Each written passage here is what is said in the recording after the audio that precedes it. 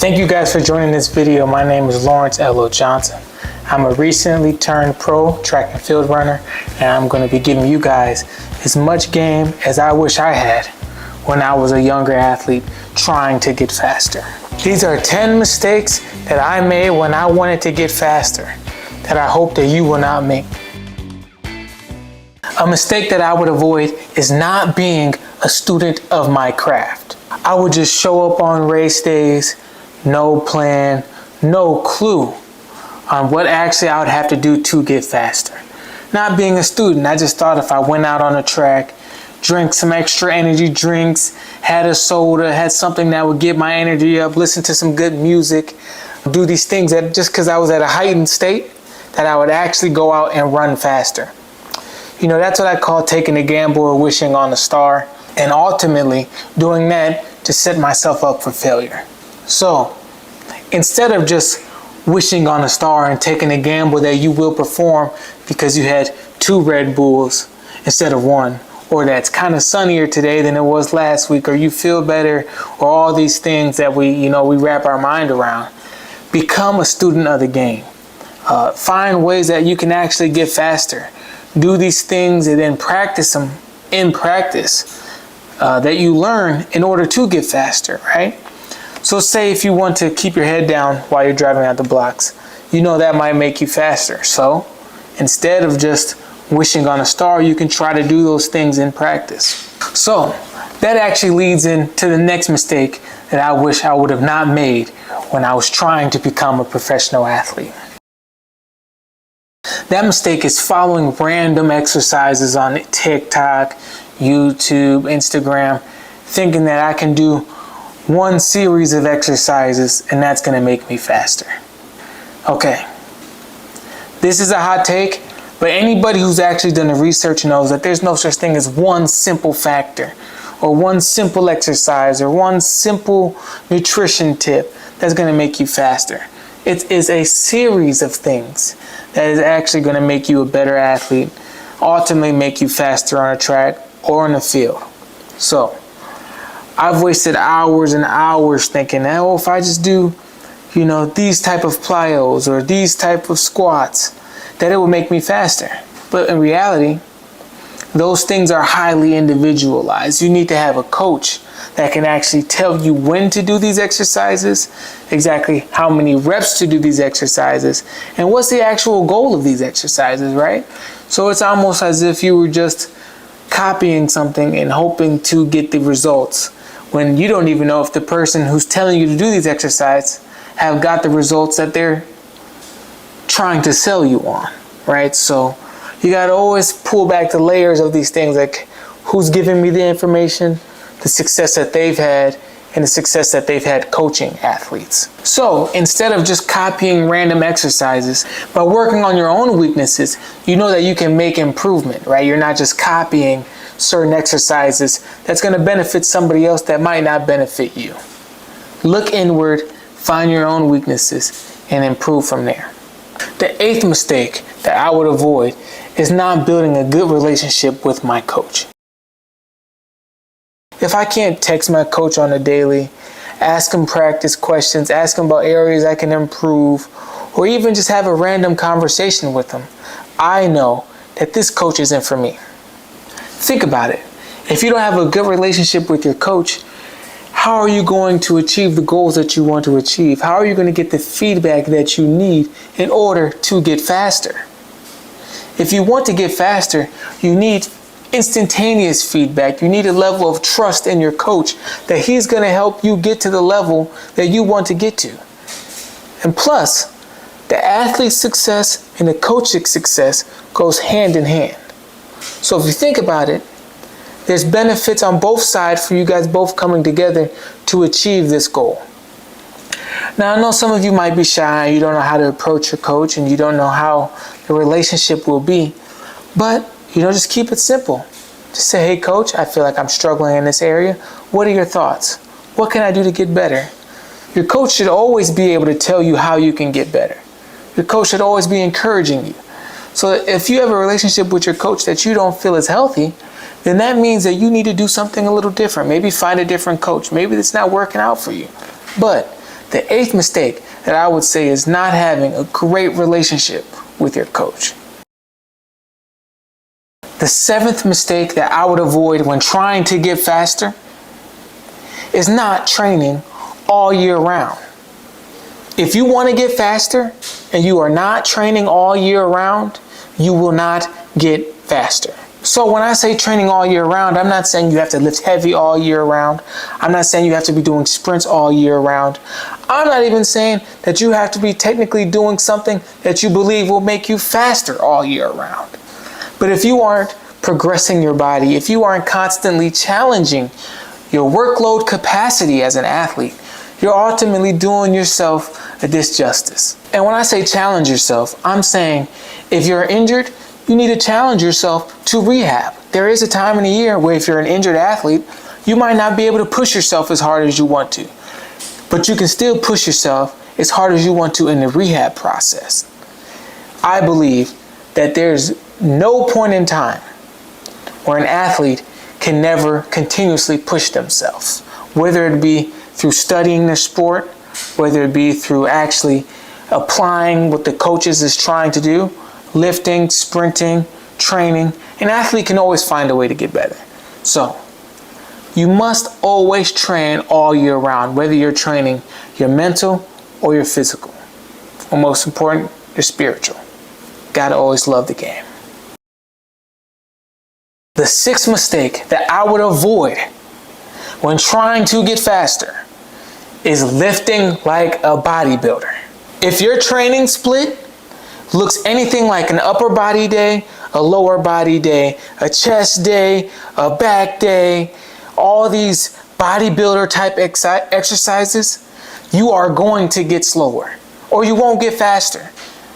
Training like a bodybuilder and training like an athlete are two completely different things. They're not even close. One, we're training for aesthetic, and the next we're training for high peak performance.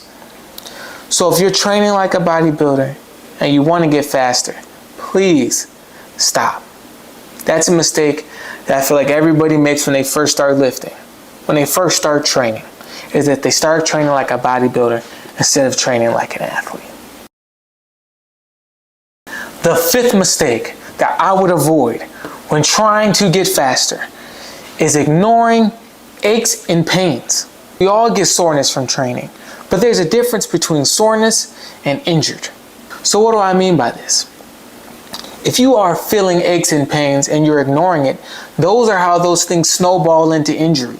And if you get injured, not only are you setting yourself back from your sport, you might have to take time off of your sport.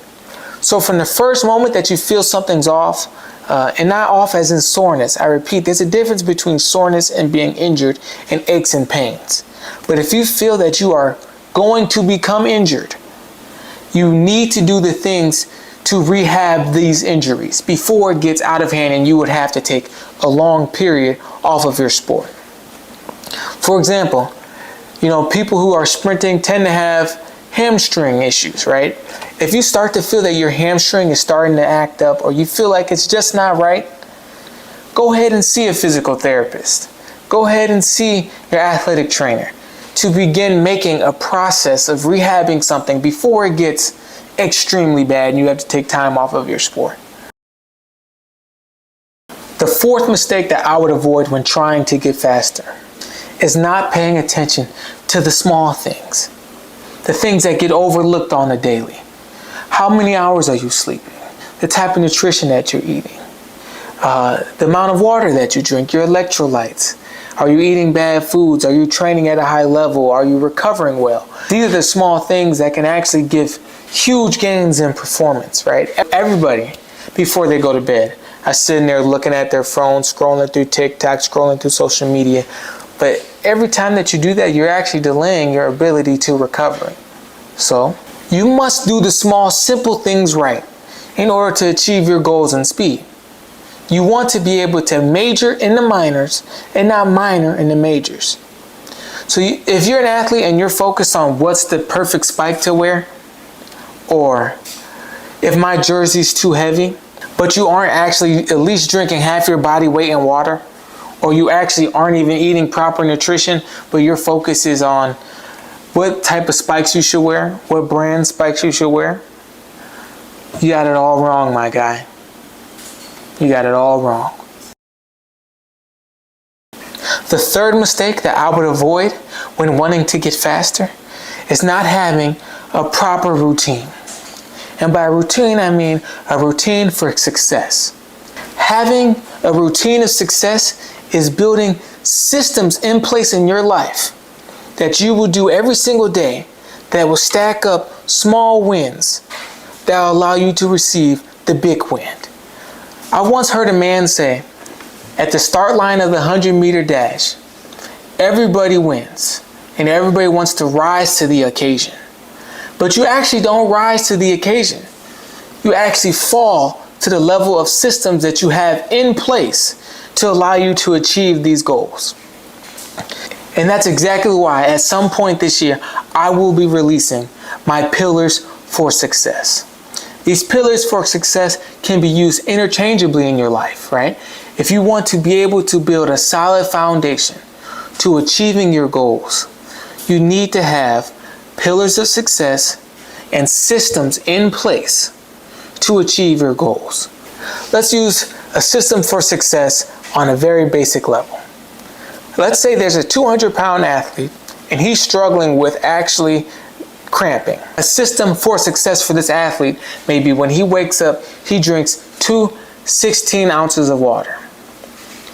And then for lunch, the athlete drinks another 2 bottles of 16 ounces of water. And then during practice, this athlete drinks another 2 bottles of water. And then for dinner, the athlete drinks another 2 bottles of water. As you can see, this athlete cut up their 100 ounces of water throughout 4 different opportunities to drink it. Now, if this athlete makes this a routine, it becomes second nature. Every time he wakes up, he drinks 2 bottles of water. Every time he goes to lunch, he drinks 2 bottles of water. Every day during practice, he drinks 2 bottles of water. And every night before he goes to sleep, when he eats dinner, he drinks 2 bottles of water. This is a simple system that can lead this athlete for success. And at some point, it will become second nature. That is what a system for success is.